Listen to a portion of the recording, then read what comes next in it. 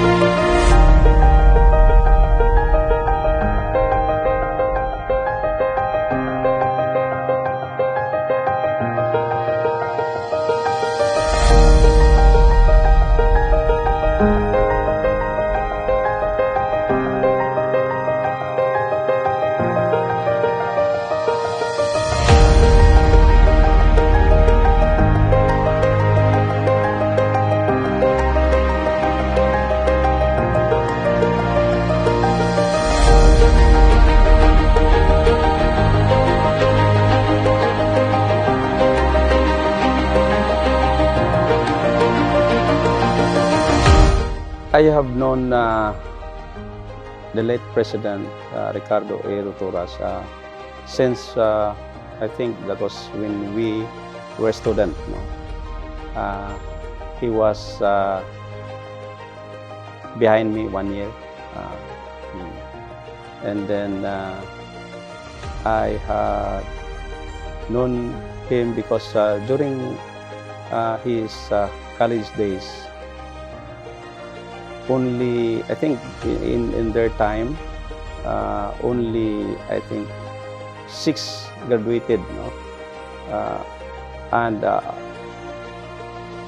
when he was still in second year at that time, and I was in the 3rd year. Among the 40 students in the 1st year, only in the early 3rd year, at the end of second year, in the early 3rd year, only 6 of them left. So I can say that he's one of the top guys, top in his class at that time. I think one of the value as a leader, core values as a leader, Dr. Rotoras has this we call it transformational leadership. He has that kind of a core value, where I think that's one core values of the university, which is the transformational leadership.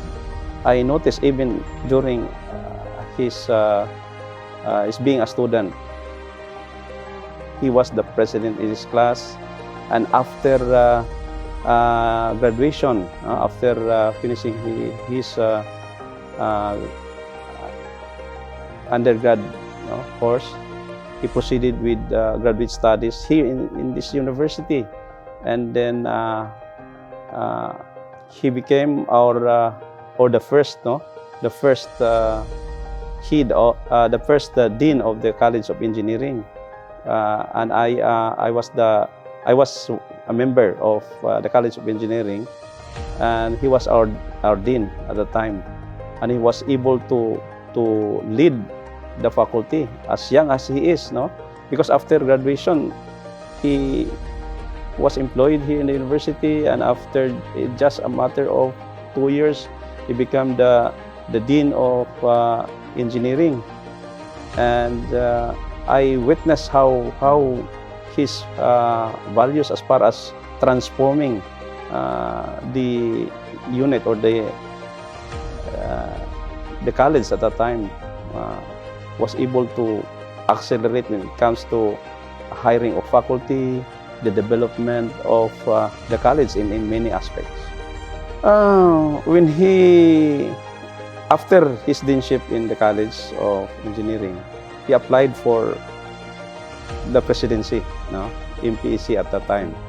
And then after, in just a matter of, let's say, 1 year, after that, he applied, or he, shall we say, consider to be the president of ECUCIS, the association of PASOK, Philippine Association of State Universities and Colleges. And he was able to make it, and then he was able to transform the ECUCIS into something, if you look at now, ECUCIS, all of the, shall we say, the accomplishments that we have right now. For example, this promotion of faculty, the hiring of, or the request for the additional plantilla positions. It's during his time. And also, the presidents of issues of the universities, he was able to introduce to them and make them become leaders also.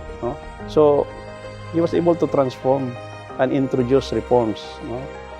And in fact, he was the one who instigated that collaboration between industry and academia is very important. So that's why, if you look at today, many issues has improved, when it comes to engaging to industries.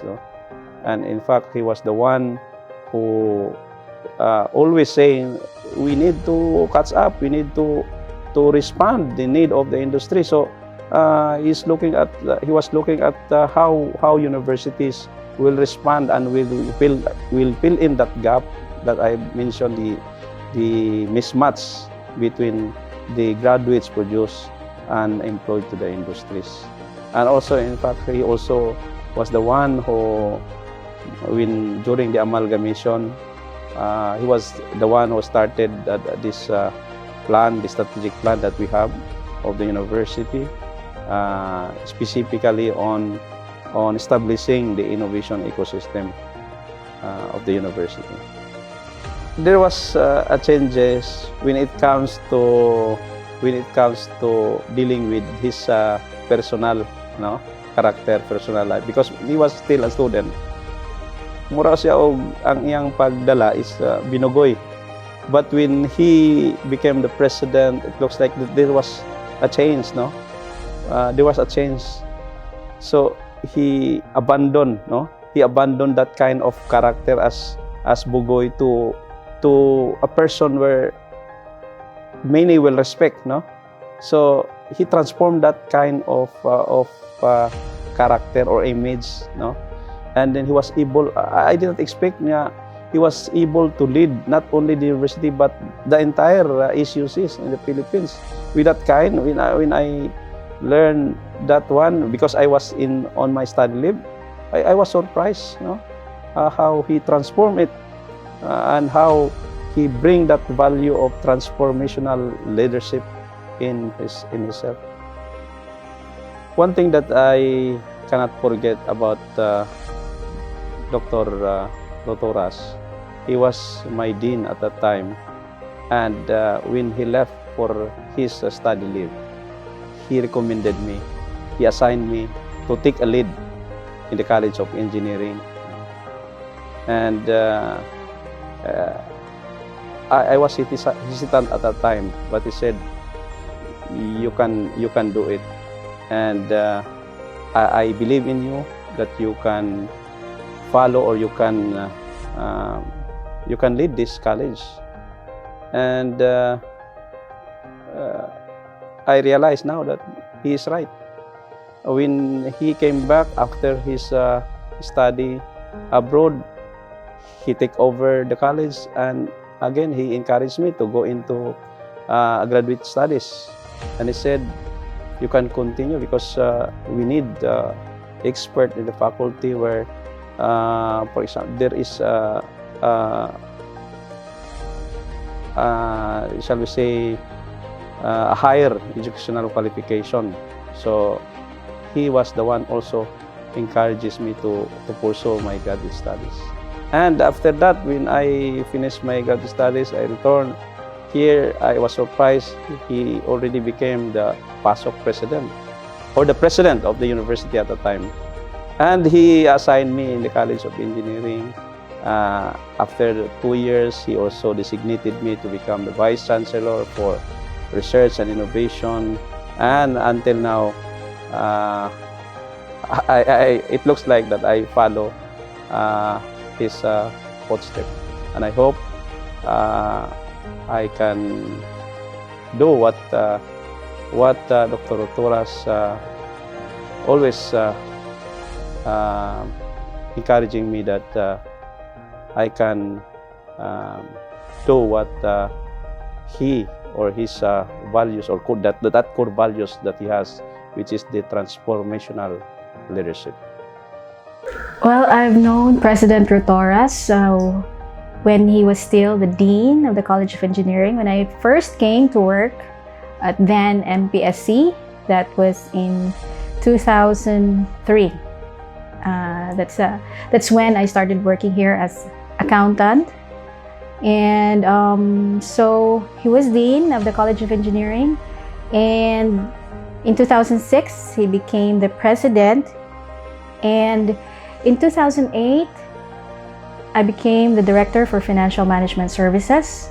And so that was really the opportune time for me to start working closely with President Rotoras. How was it working with him? He was difficult to please. He has very high standards, but you learn a lot and you have to learn it quick and fast. I always had that objective of gusto na ko makabot ang iyang gusto, but that's very hard, especially nga si President was the type, is not really expressive, but you just know nga he wanted something else, and so you have to navigate. And he has his style nga, he doesn't finish his sentences, so you have to fill in what he means. But in all those years that we have been working with him, those who knew him, we know nga we're supposed to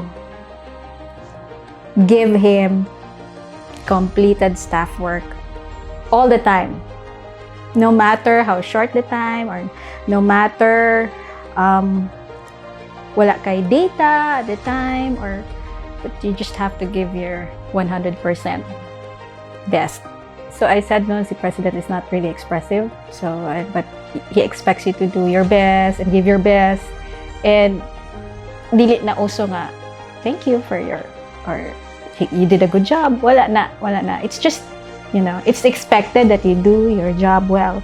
So there is this one time na board meeting, and then we reported, the finance reported that we were able to get the most outstanding accounting office on account of having a report from the COA na unqualified or clean audit opinion in 2 years. So we had that award, and I wasn't expecting that it's a big deal with the President, but during the board meeting na sa taas, the last slide was about financial management, and he said we should all be proud of this because we got clean opinion from the COA for 2 years in a row, and katong previous year, so this was the third time, and we got the most outstanding accounting office award, and he was really proud of it. And everybody, the board members were just so happy also. They were clapping. Really, MUST.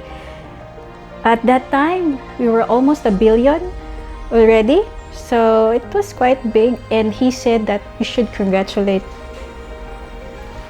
Vanessa.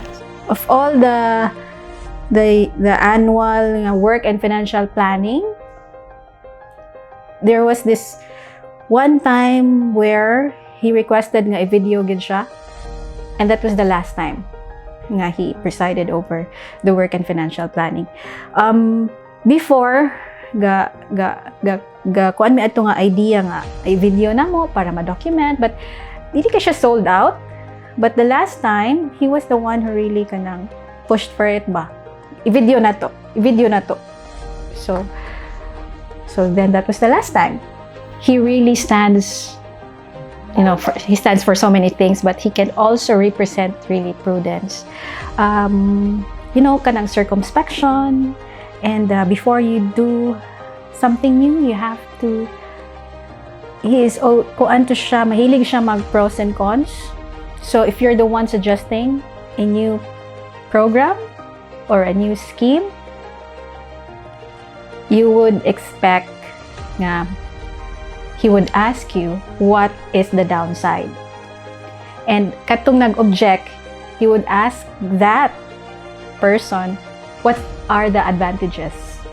So critical thinking, we learn, he wanted us to learn nga to always see two sides of a proposal. Dili ka ma force to just cling on to what you have initially suggested, pero dapat you should be able to shift once there's a better opinion or better option. So ingon ana to mo nang it's kind of joke before sa admin council when you have an idea, and then when mag-silence na dayon, and we know that the next question is, what's the downside? So prepared sad ka to give, and ikaw katong other person nga who argued against it, what are the advantages?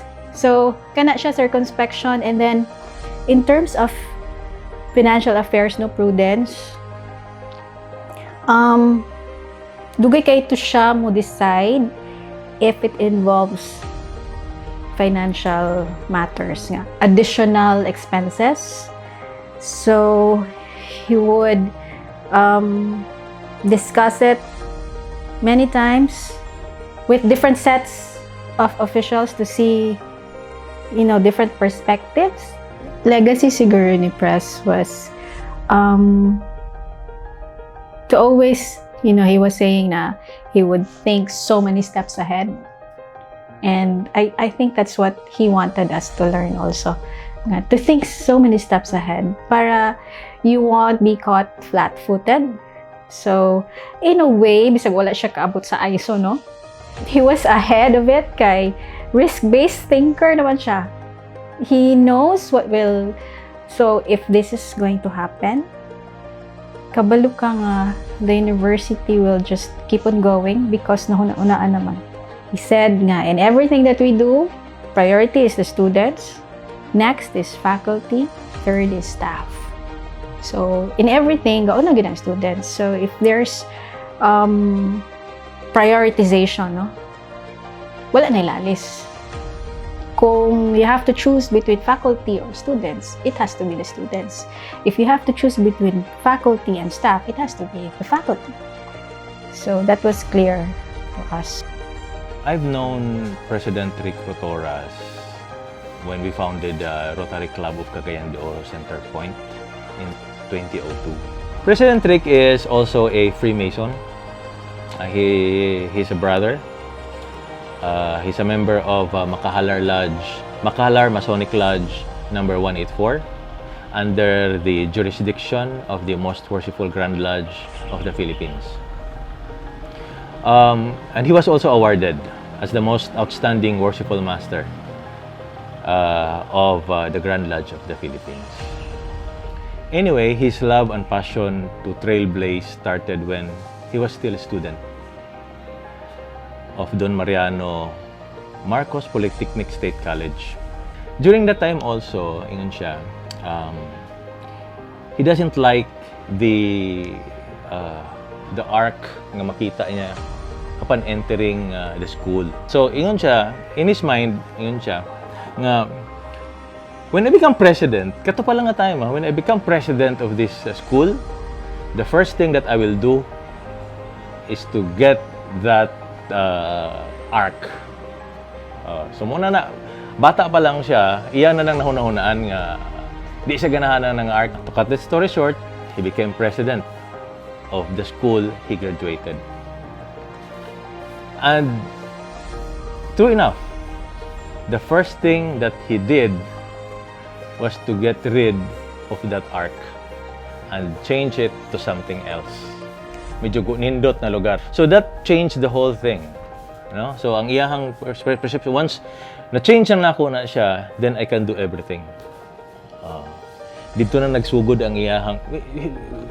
President Rick is a very brilliant person. No? I've known him for quite some time already. Kita na ako nga, lahi yun ang iyang pananaw sa, one, on how he helped other people, on how he envisioned USTP. That time, after that, pagkanindot na sa ato ang facilities diri, nakita na sa ubang tao, the enrollment of USTP shoot up. Okay? It shoot up. Taas you guys ang atanan from few hundreds to thousands and thousands of students. Now, he also became the PASOK president, or the Philippine Association of State Universities and Colleges president. That's nationwide. In his stint as the PASOK president, he fought and won for the free tuition fee of students. Kadang free tuition fee karon nga na kuanan sa mga estudyante nato is part of his kanang pagpursige dito sa Senate to push for the free tuition fee of students. The late President Rick and I met when we founded the Rotary Club of Cagayan de Oro Center Point in 2002. Now, he became president of that Rotary Club. And during his time, there was this one time that a group of Koreans from Dual Nara in Claveria asking for help. Kay katudo ang ilahang area dito, walay klarong tubig. And then, they just knew somewhere that President Rick is the president of the Rotary Club of Cagayan de Oro Center Point. Basin daw na ay matabang ang Rotary Club sa ilahang organization sa Dual Nara. So si Rick magindoyon magutugod. Grabe ka magiloyon ba? And then he thought that it's a good thing that to help these people. So he wrote the Rotary Club International asking for grant nga para ani nga project for water system sa Dual Nara. And mind you, it was approved. Na-approve siya mga around siguro almost 3 million. Okay? 3 million project for the water system of Dual Nara. So karon until now, gigamit pa na nila sa Dual Nara. And hundreds of members of Dual Nara are now using it. So dako kay na siya natabang si President Rick sa Dual Nara na community. Itanaw nimo ang true meaning of social responsiveness. It means here that in the broadest sense of the term, social responsiveness is a person's obligation to contribute to the community or country in a way that makes the quality of life and environment better to those around them. And that is exactly what the late President Rick Rotoras did to Dual Nara. I saw that his legacy is still there. Okay? And I saw that the people whom he trained are now really performing. That's why maski pag wala na siya dili gyapon nato na siya malimutan. Okay? Because he left a very beautiful legacy.